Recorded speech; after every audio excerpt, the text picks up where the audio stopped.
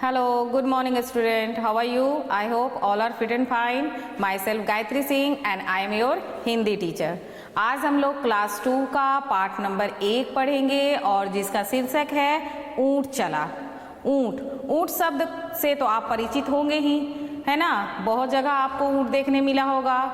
शादी ब्याह के अवसर पर भी बाराती में ऊंट, हाथी, ऊंट, घोड़े ये सब देखने को मिलते हैं। उसके अलावा आप कई सर्कस में जाते हैं, वहाँ भी ऊंट देखने मिलते हैं। यदि आप समुद्र के किनारे जाते हैं तो वहाँ भी ऊंट देखने को मिलते हैं। यदि जू में जाते हैं तो उधर भी देखने को मिलते हैं। तो ऊंट आप अच्छी तरह ऊंट से परिचित है, ठीक है। तो ऊंट कैसे चलता है? बहुत हिलता डुलता एकदम। यदि ऊंट बैठा है और वो खड़ा होता है तो आगे पीछे ये सब ऐसे ऐसे करके वो उठता बैठता है, ठीक है। लेकिन इन सब के अलावा ज़्यादातर ऊंट कहाँ पाया जाता है? ज़्यादातर ऊंट रेगिस्तानी इलाकों में पाया जाता है। जहाँ बालू होता है वहाँ पर ऊंट का प्रयोग ज़्यादा किया जाता है, ठीक है।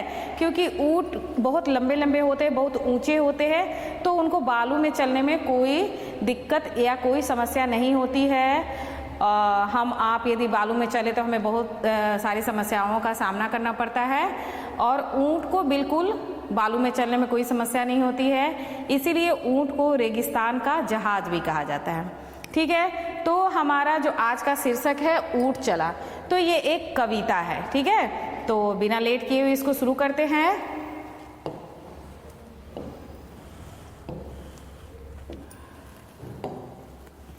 ये है हमारा कविता ऊंट चला। तो क्या है? ऊंट चला भाई, ऊंट चला भाई, ऊंट चला।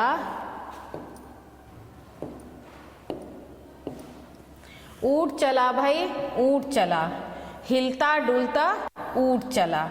इतना ऊंचा ऊंट चला। ऊंट चला भाई, ऊंट चला, ठीक है। ऊंट चला भाई, ऊंट चला। हिलता डुलता ऊंट चला।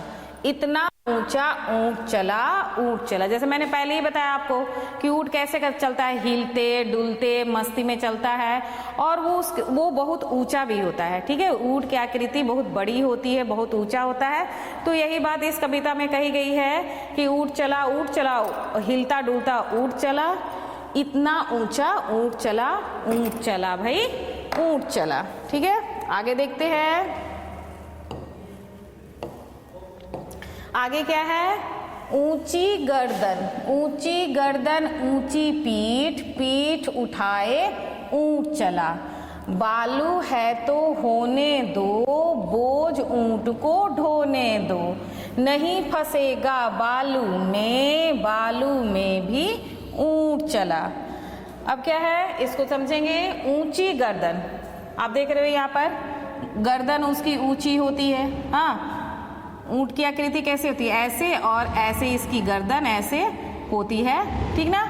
गर्दन उसकी ऊंची होती है। तो यही बात बोल रहा है कि ऊंची गर्दन ऊंची पीठ, और उसके साथ उसकी पीठ भी ऊंची होती है। आप देखते हैं पीठ उसकी ऊंची होती है, कुब्बड़ जैसी होती है, पीठ के आगे में भी निकला हुआ और पीठ ऊंची होती है। ऊंची गर्दन ऊंची पीठ, पीठ उठाए ऊंट चला। अब जब चलेगा ऊंट तो उसकी गर्दन भी ऊपर रहेगी और उसकी पीठ भी ऊपर रहेगी, है ना। बालू है तो होने दो, बोझ ऊंट को ढोने दो। यहाँ बोला जा रहा है कि बालू है तो होने दो, क्योंकि मैंने पहले ही बताया कि ऊंट को बालू में चलने में कोई भी दिक्कत नहीं होती है, कोई परेशानी नहीं होती है। तो बालू है या बराबर समतल जमीन है, ऊंट को चलने में कोई समस्या नहीं है और वो बोझ ढोने के काम में आता है। ऊंट का प्रयोग करते हैं बोझ को ढोने में, रेगिस्तान में सामान को यहाँ से वहाँ ले जाने में, इंसान को ले जाने में हम लोग ऊंट का प्रयोग करते हैं, ठीक है। तो वही बोल रहा है, बालू है तो होने दो, बोझ ऊंट को ढोने दो। नहीं फंसेगा बालू में भी ऊंट चला, क्योंकि उसकी पैर जो होती है, ऊंट की पैर बहुत लंबी लंबी होती है, तो इसलिए वो बालू में भी नहीं फंस सकता। आराम से ठपाठप एक पैर निकालता है, एक पैर आराम से वो दौड़ भी सकता है।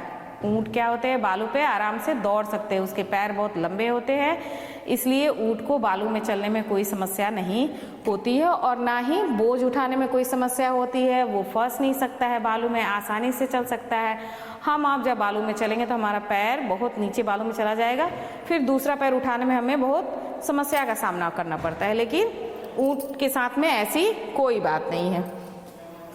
आप देख रहे हैं, आप चित्र में भी दिया हुआ है, इंसान ऊंट पर बैठकर और एक आगे ऊंट वाला है जो है उन लोगों को एक जगह से दूसरी जगह लेकर जा रहा है। तो ऐसे ही रेगिस्तान में ऊंट का इस्तेमाल किया जाता है।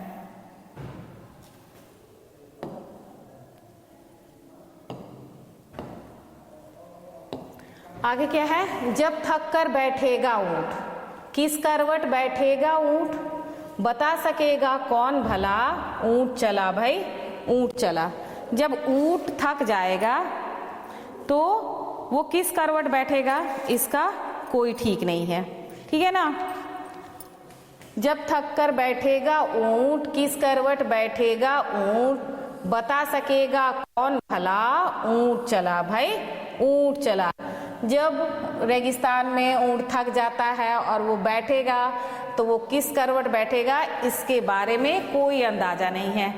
जानते हैं ऊंट बहुत, उसकी जो पीठ होती है वो बहुत ऊंची होती है, और रेगिस्तान में कभी कभी क्या होता है, बालू का तूफान चलने लगता है। जब वहाँ हवाओं का तूफान चलता है, हवाएं जब तूफान का रूप ले लेती है तो क्या होता है, उन हवाओं के साथ में बालू भी उड़ने लगते हैं, तो उसको बालू का तूफान कहा जाता है।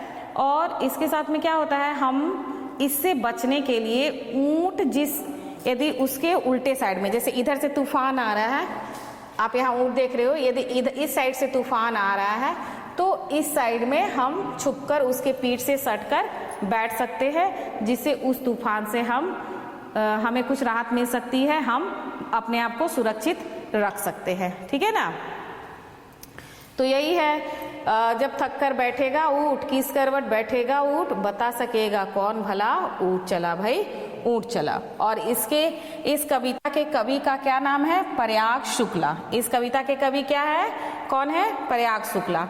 तो आपका एक प्रश्न भी बन सकता है कि ऊंट चला कविता के कवि कौन है, तो इसका उत्तर होगा ऊंट चला कविता के कवि हैं प्रयाग शुक्ला, ठीक है। एक बार फिर से इसको पढ़ते हैं, इस कविता को।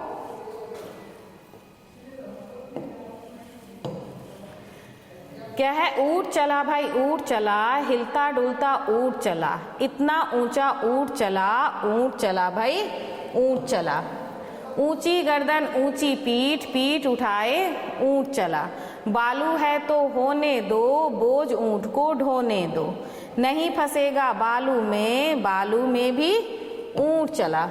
जब थक कर बैठेगा ऊंट, किस करवट बैठेगा ऊंट, बता सकेगा कौन भला, ऊंट चला भाई ऊंट चला।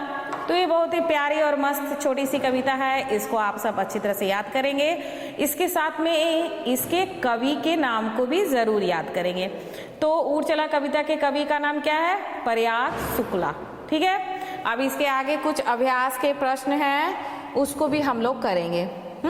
आपके किताब में कुछ प्रश्न दिए गए हैं, उसको भी हम लोग हल करेंगे। तो आइए आगे देखते हैं। झटपट कविता पढ़कर मजा लो। यहाँ पे क्या करना है, ये यहाँ से यहाँ तक एक छोटी सी कविता है, ठीक है। इसको पढ़ेंगे झटपट पढ़ना है, जल्दी जल्दी। तो पहले एक बार आराम से पढ़ते हैं, उसके बाद फिर हम इसको झटपट भी पढ़ेंगे। कुछ ऊंट ऊंचा, कुछ पूंछ ऊंची, कुछ ऊंचे ऊंट की पीठ ऊंची। अब इसको जल्दी जल्दी पढ़ेंगे।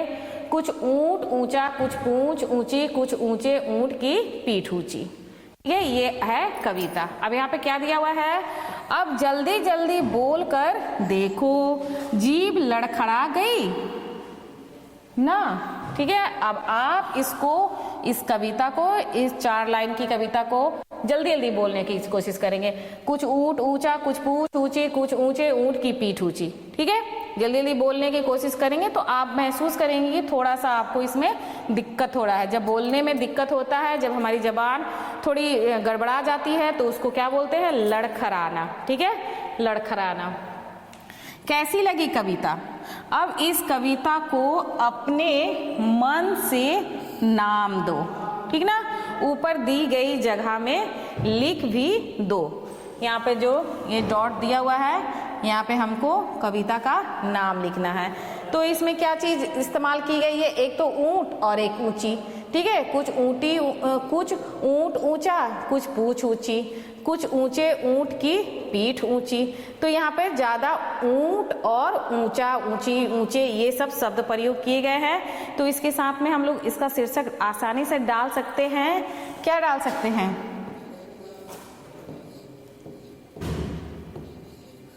ऊंचा ऊंट, ठीक है। तो इस कविता का शीर्षक क्या हुआ? ऊंचा ऊंट, क्योंकि भाई ऊंट ऊंचा है, उसकी पीठ ऊंची है, उसकी पूंछ ऊंची है, सब चीज ऊंचा ऊंचा है। तो इसका आराम से हम इसको नाम दे सकते हैं ऊंचा ऊंट, ठीक है। तो इसके साथ में हम लोग आगे देखते हैं। अब यहाँ क्या है? रेगिस्तान। जैसे पहली मैंने आपको बताया ऐसी ही होती है रेगिस्तान, ठीक है। पहली मैंने आपको बताया कि ऊंट हमें ज्यादातर कहाँ मिलती है? रेगिस्तान में देखने को मिलती है। ज्यादातर ऊंट रेगिस्तान के पास ही यूज किए जाते हैं। रेगिस्तान में ऊंटों का इस्तेमाल किया जाता है क्योंकि उन्हें बालू में चलने में किसी भी समस्या का सामना नहीं करना पड़ता है। तो यहाँ पे देखते हैं क्या दिया है। ऊंट रेगिस्तान में ज्यादा मिलते हैं। नीचे दो चित्र बने हैं, सही जगह पर ऊंट का चित्र बनाएं, ठीक है। अब यहाँ पे देखिए, एक तो ये रेगिस्तान का चित्र है, यहाँ सिर्फ बालू ही बालू दिख रही है, और एक ये क्या है? रास्ता है। तो ऊंट हमें कहाँ ज्यादा मिलेगी? यहाँ मिलेगी। इस एरिया में हमको ऊंट ज्यादा मिलता है। तो यहाँ पर हमें ऊंट का चित्र क्या करना है? ऊंट का चित्र बनाना है, ठीक है। तो जो देखिए मैंने पहले से ही बनाकर रखा हुआ है। देखिए रेगिस्तान में ऊंट बन गया, और यहाँ पे तो गाड़ियाँ दौड़ेंगी, है ना। रोड है, सड़क है, तो यहाँ पे गाड़ी दौड़ेगी, और यहाँ पे क्या दौड़ेगा? यहाँ पे हमारा ऊंट दौड़ेगा। तो इस तरह हम लोग इसको कर लेंगे। अब आगे देखिए क्या है। बालू या रेत, बालू या रेत, रेत और बालू एक ही चीज को बोलते हैं। रेत, बालू या रेत कहाँ कहाँ पर मिलता है?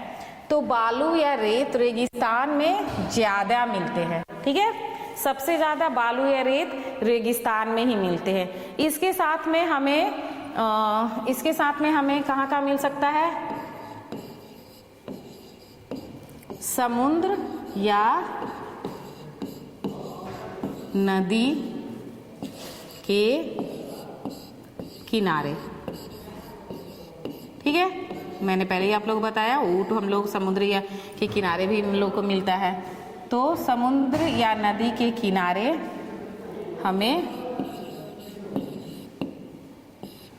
ऊंट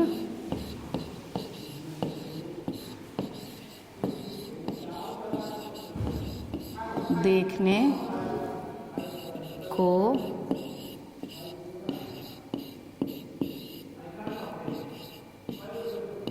मिलता है। हो गया, ये भी क्लियर हो गया कि बालू या रेत कहाँ कहाँ मिलता है। तो बालू या रेत रेगिस्तान में ज्यादा मिलता है। तो समुद्र या नदी के किनारे हमें ऊंट देखने को मिलता है। सॉरी, बालू।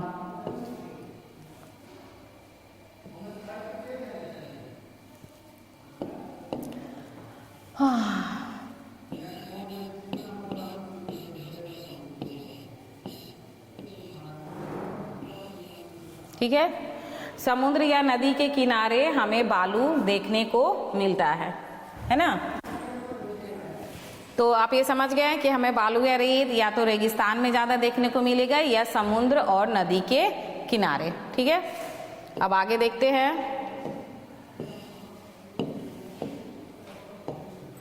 अब यहाँ पे दिया है कितना। क्या कितना जी? कितना। तो हिलता डुलता ऊंट चला, इतना ऊंचा ऊंट चला। हिलता डुलता ऊंट चला, इतना ऊंचा ऊंट चला। हाँ, अब बताओ ऊंट कितना ऊंचा है? ऊंट कितना ऊंचा है भाई?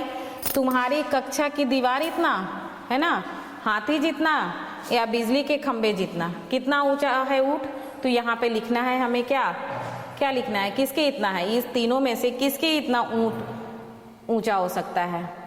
तो हम लिख सकते हैं, आप जो चुने, हाथी इतना भी ऊंचा हो सकता है, हाथी से ऊंचा हो सकता है, तुम्हारी कक्षा की दीवार इतनी, ठीक है। तो ये जो ये वाला है इसको हम लोग यहाँ पर लिख सकते हैं।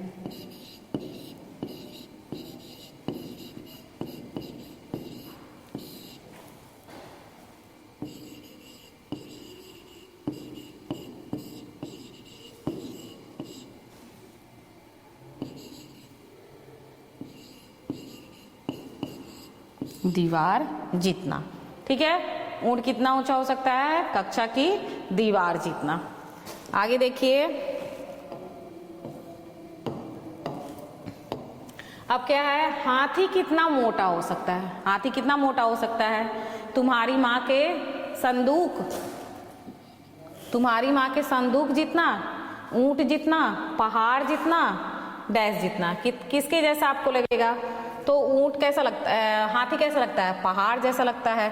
तो हम यहाँ लिख सकते हैं पहाड़ जैसा, ठीक है, पहाड़ जितना। हाथी कितना मोटा होता है?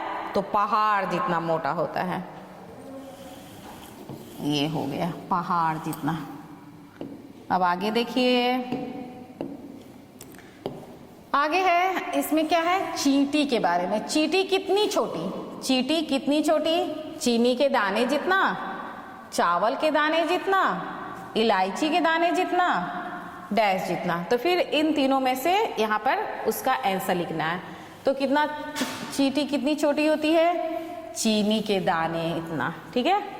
तो यहाँ पे हम यही वाला आंसर लिख देंगे, उत्तर यही वाला लिखेंगे यहाँ पर, चीनी के दाने जितना। हो गया। तो चींटी कितनी छोटी? चीनी के दाने जितना। तो ये भी हमारा हो गया। इसके आगे देखेंगे,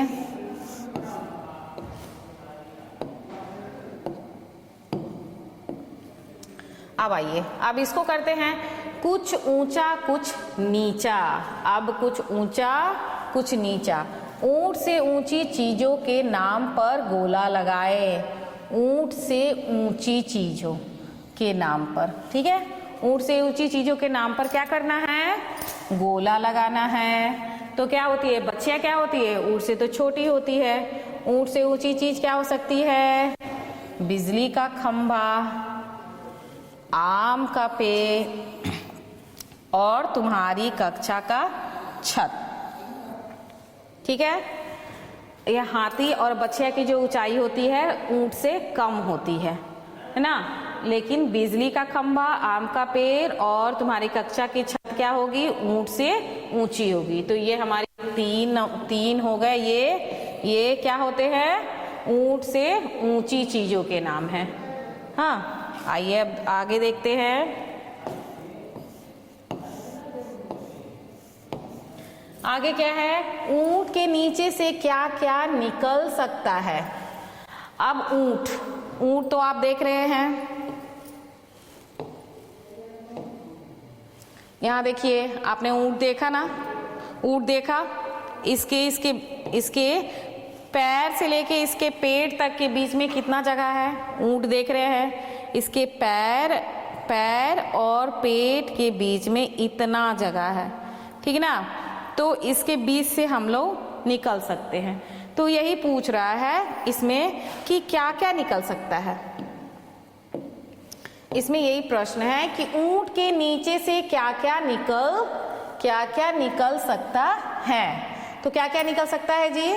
उत्तर है इसका, ऊंट के नीचे से बछिया, कुत्ता, बकरी तथा हम स्वयं निकल सकते हैं, ठीक है। आप छोटे बच्चे तो एकदम आराम से निकल सकते हैं। बच्चियां भी छोटी होती है, कुत्ता भी छोटा होता है, बकरी भी छोटी होती है। तो ये लोग ऊंट के नीचे से आराम से निकल सकते हैं और आप स्वयं भी निकल सकते हैं, ठीक है। आगे देखते हैं, किन किन चीजों की मदद से ऊंट पर चलोगे नहीं चढ़ोगे? किन किन चीजों की मदद से ऊंट पर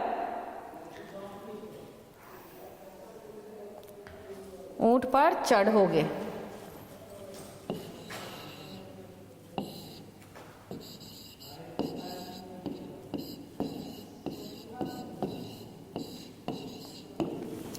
किन किन चीजों की मदद से ऊंट पर चढ़ोगे? तो उत्तर है हम सीढ़ी और ऊंट की पूंछ पकड़कर उस पर चढ़ सकते हैं। ठीक है, सीढ़ी या ऊंट की पूंछ पकड़कर और आराम से सीढ़ी लगा लीजिए, ऊंट के पीठ के पास में सीढ़ी लगा लीजिए और उसके ऊपर आराम से चढ़ सकते हैं। इसके सिवा उसकी पूंछ पकड़कर भी हम ऊंट के ऊपर चढ़ सकते हैं। तो इसका उत्तर क्या होगा? हम सीढ़ी और ऊंट की पूंछ पकड़कर ऊंट पर चढ़ सकते हैं। ये भी हो गया। आगे देखते हैं।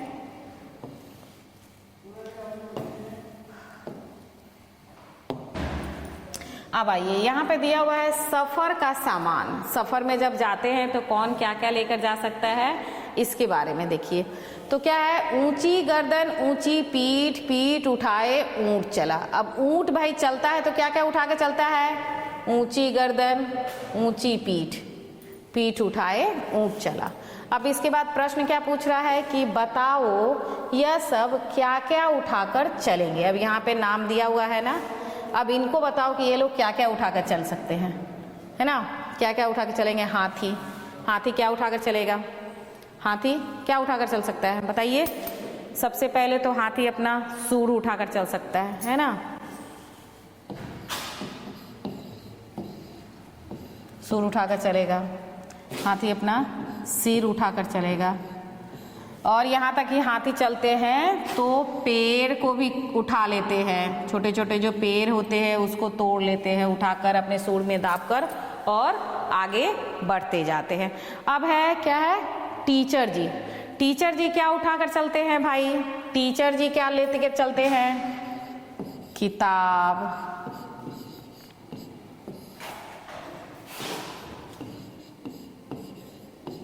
रजिस्टर, और साथ में क्या जरूरी रहता है टीचर जी को? छड़ी, क्योंकि आप बच्चे लोग तो बदमाशी करते ही हो तो छड़ी चाहिए। अब पिताजी को क्या चाहिए? पिताजी क्या क्या लेके जाते हैं? आपके पिताजी, आपके पापा जब ऑफिस जाते हैं तो क्या क्या लेकर जाते हैं, आप ये बताइए। तो पिताजी ऑफिस निकलने से पहले क्या क्या ले लेते हैं? अपने जो काम की जो पेपर्स होते हैं, यानी फाइल, फाइल है ना, लंच बॉक्स, लंच बॉक्स है। लंच जब जाएंगे, ऑफिस जाएंगे, ड्यूटी पर जाएंगे तो लंच बॉक्स की ज़रूरत तो होती है, तो लंच बॉक्स तो लेकर जाएंगे ही। उसके साथ में क्या लेकर जा सकते हैं? आजकल तो लैपटॉप से भी काम होता है, तो लैपटॉप, लैपटॉप भी लेकर जा सकते हैं। ठीक है, तो ये तो हो गई पिताजी की बात। अब हमारे शेर हैं। क्या है ये? आगे क्या है? शेर। तो शेर क्या क्या उठा के चलता है? तो शेर अपना सिर उठा के चल सकता है, अपना पंजा उठा के चल सकता है, अपना शिकार उठा के चल सकता है। जब वो शिकार करता है तो अपने शिकार को उठाता है, घसीटते हुए लेकर चले जाता है एक सुरक्षित जगह पर, वहाँ से वहाँ पर बैठकर आराम से अपने शिकार को वो खाता है। तो क्या करेंगे? शिकार क्या क्या लेकर चल सकता है? तो शिकार क्या क्या उठा कर चलेगा? तो सिर, पंजा भी लिख सकते हैं, हमला करने के लिए पंजा, और अपना शिकार।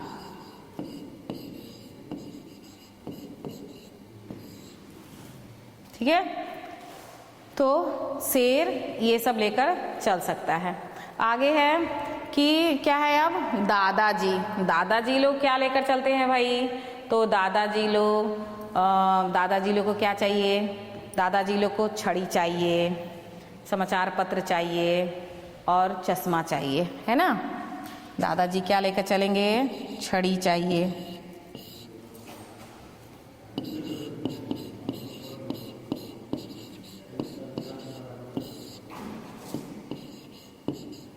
पत्र चाहिए, या यहाँ पे हम लोग लिख सकते हैं छाता।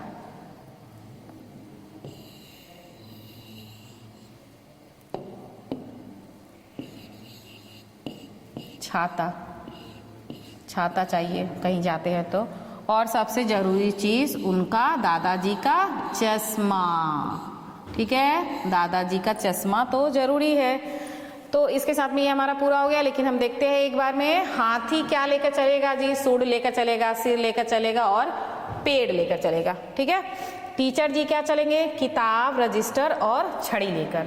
उसके बाद में आपके पिताजी क्या लेकर चलते हैं? तो फाइल, लंच बॉक्स और लैपटॉप लेकर। शेर क्या लेकर चलेगा? तो सिर, पंजा, अपना शिकार। दादाजी क्या लेकर चलेंगे? तो दादाजी छड़ी, छाता और चश्मा लेकर चलते हैं। ठीक है। तो ये सब चीज जरूरी चीजें हैं। जब ये लोग निकलते हैं, जब ये लोग कहीं चलते हैं, तो अपने ये सामान लेकर ही जाते हैं। ठीक है। आगे देखते हैं। अब आइए, अब यहाँ क्या है? यहाँ है नीचे कुछ शब्द लिखे हैं, इन्हें बोलकर देखें। अब मिलते जुलते शब्दों को सही खानों में लिखें। तो क्या क्या शब्द लिखे हुए हैं? जूट, सूट, भला, धंस, हंस, तब, कबीला,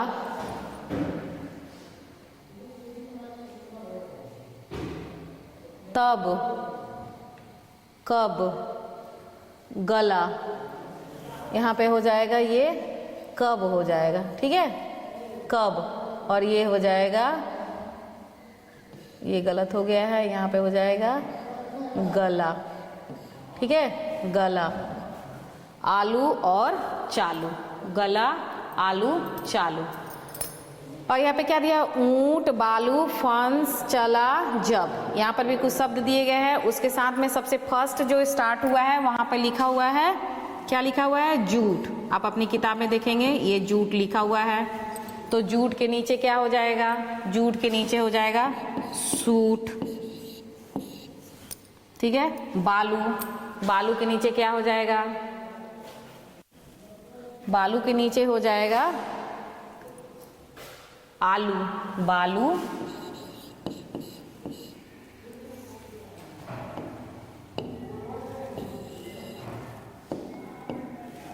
बालू, बाघ,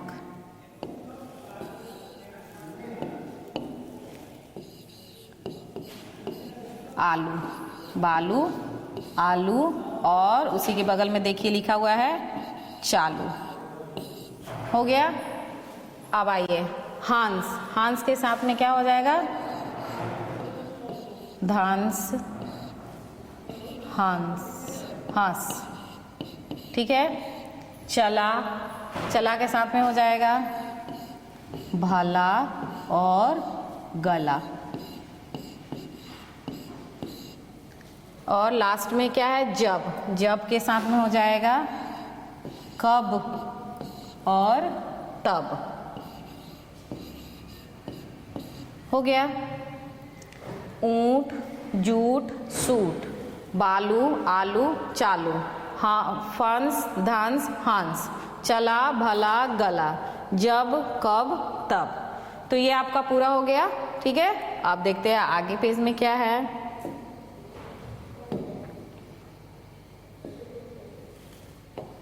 यहाँ दिया हुआ अक्षर की बात। कविता में ब से शुरू होने वाले शब्द कौन कौन से हैं? उनके नीचे रेखा खींचे। कविता हम लोगों ने पढ़ा, तो उसमें ब वाले शब्द कौन कौन से हैं जो ब से शुरू होते हैं? तो एक बार फिर से हम लोग चलते हैं कविता में, कविता के पास चलते हैं। इसमें ब से फर्स्ट पेज देखते हैं। इसमें ऊँट चला भाई, ऊँट चला, हिलता डुलता ऊँट चला, इतना ऊंचा ऊँट चला, ऊँट चला भाई। इसमें ब से कोई शब्द नहीं है। ऊंची गर्दन, ऊंची पीठ, पीठ उठाए ऊँट चला। बालू, क्या आ रहा है? बालू, फिर बोझ। बालू, बोझ, ये दो शब्द आ रहे हैं, बालू और बोझ।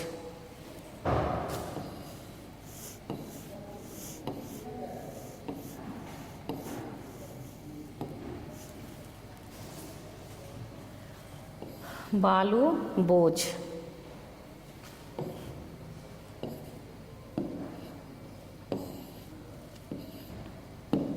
और क्या है फिर? जब थक कर बैठेगा ऊंट, किस करवट बैठेगा ऊंट।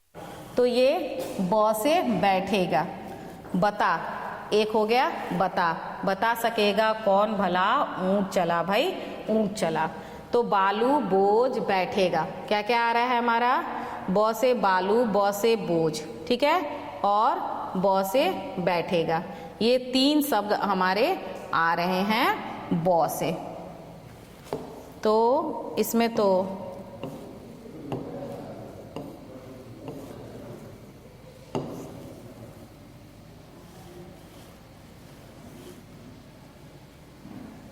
पहला हो जाएगा क्या? बालू, ब से बालू, और दूसरा हो जाएगा ब से बोझ, और तीसरा शब्द क्या आया है? बैठेगा। ये 3 शब्द आए हैं ब से। कविता में ब से शुरू होने वाले शब्द यही हैं, है ना। ये 3 शब्द हैं जो कविता में कौन कौन से शब्द है उनके नीचे रेखा खींचे। रेखा तो हम लोग खींच चुके हैं, उसके साथ में हम लोगों ने इस पेज में वो ब वाले शब्द भी लिख दिए। ब से बालू, ब से बोझ, ब से बैठेगा। तो इसके साथ में ये पेज कंप्लीट हो गया। आगे देखते हैं। आगे है तुम्हारा नाम किस अक्षर से शुरू होता है, उस अक्षर से 4 शब्द और लिखो। तुम्हारा नाम किस अक्षर से शुरू होता है? किसी का भी नाम आप ले सकते हैं, कोई भी बच्चा। आप लोग अपना नाम से, अपने नाम से लिखेंगे। मैं किसी के नाम से लिख सकती हूँ, जैसे कि अमित। अमित है एक बच्चे का, औ से और क्या हो सकता है? अमित बच्चे का नाम है। तो यहाँ पे क्या बोल रहा है? नाम ही नहीं लिखना है, उस अक्षर से 4 शब्द, कोई भी 4 शब्द बना सकते हैं। तो अ से अमित, तो अ से अनार, अ से अनाज, अ से अफसर, अफसर, अ से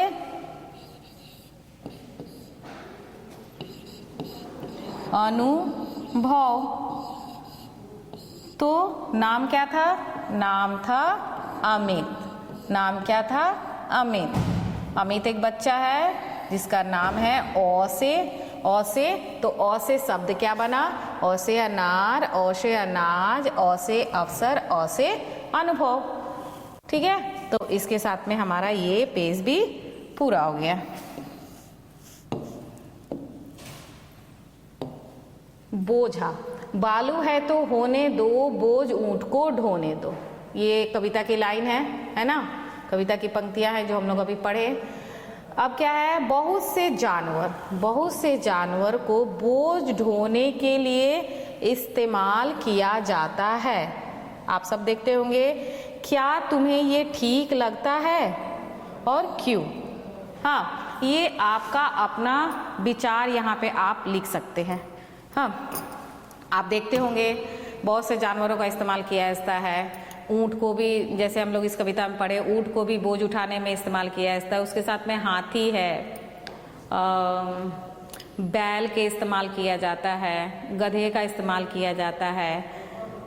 तो ये सब चीज़ों का इस्तेमाल किया जाता है बोझ ढोने में। घोड़े का भी इस्तेमाल किया जाता है घोड़ा गाड़ी के तौर पर। तो क्या आपको ये उनका इस्तेमाल करना क्या ठीक लगता है? क्योंकि वो जानवर तो बोल भी नहीं सकते, उन्हें कष्ट हो रहा है, उन्हें कोई समस्या है, कोई परेशानी है, तो ये आप अपने विचार लिखेंगे।